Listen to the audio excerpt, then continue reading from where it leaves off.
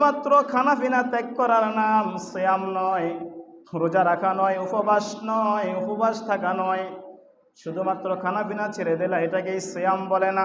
প্রকৃতপক্ষে ইন্নামাস সিয়ামু মিনাল লাগবি ওয়ার রাফাস, প্রকৃতপক্ষে সিয়াম হলো তোমার জবানকে তুমি অশালীল অনর্থক কথাবার্তা থেকে, অশালীল বাক্যালাপ থেকে, কার্যকলাপ থেকে তুমি জবানকে হেফাজত করলে সেটার নাম হলো সিয়াম, সেটার নাম হলো সিয়াম।